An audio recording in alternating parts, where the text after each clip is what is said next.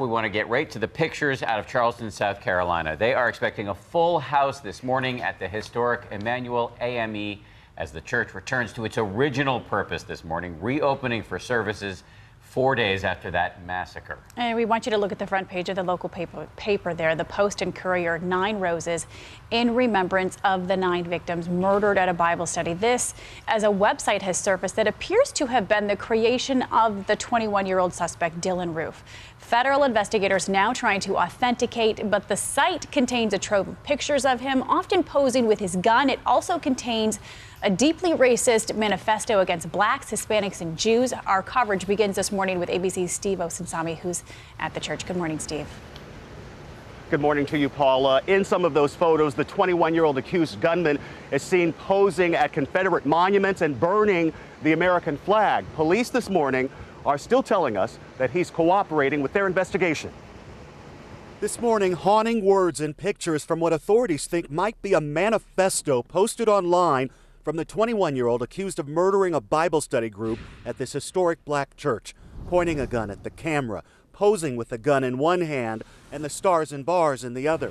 Yes, sir. Dylan Roof is being held on a $1 million bond this morning, and police say he's confessing. The rant online was filled with hate for people who are black, Hispanic, and Jewish, saying that I chose Charleston because it is the most historic city in my state, and at one time had the highest ratio of blacks to whites in the country. We have no skinheads, no real KKK. Well, someone has to have the bravery to take it to the real world, and I guess that has to be me.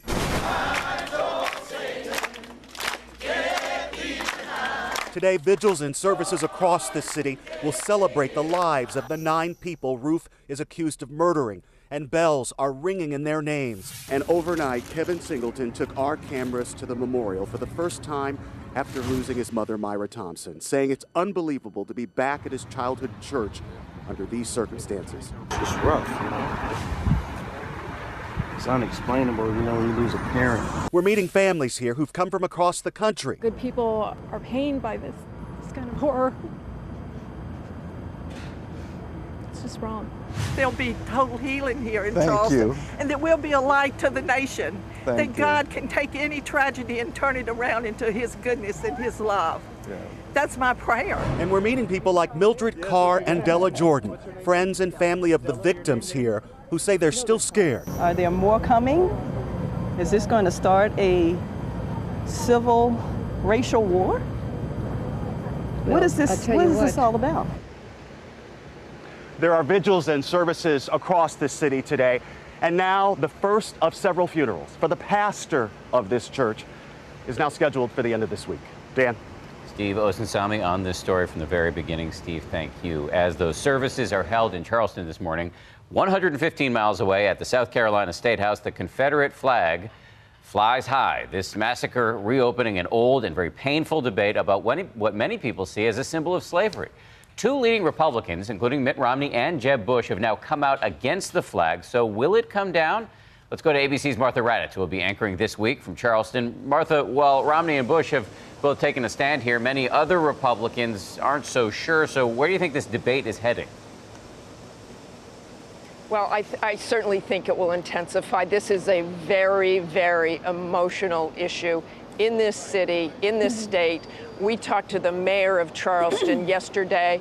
He feels very strongly about bringing that flag down. We've heard around the state some rallies saying, bring it down. And those words from Jeb Bush and Mitt Romney do have some power. It reopens the debate in a very, very strong way. We also saw Lindsey Graham, the senator from South Carolina. He went on television the other day, and he didn't seem to want to take the flag down at all. Now, obviously, he's one of the most powerful figures in that state.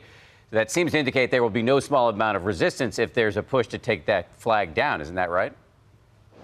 I think that's exactly right, Dan. There will be resistance, but Lindsey Graham didn't really take a position then. He just said maybe we need to talk about this again, and I think people here think perhaps that's some progress. Okay, this debate will continue, as you said. Martha Raddatz, thank you. And a reminder, Martha's going to have much more live from Charleston coming up later on ABC's This Week. She's going to sit down with the city's mayor, who she referenced, plus the powerful new message with some of the victims' families. That's later this morning right here on ABC.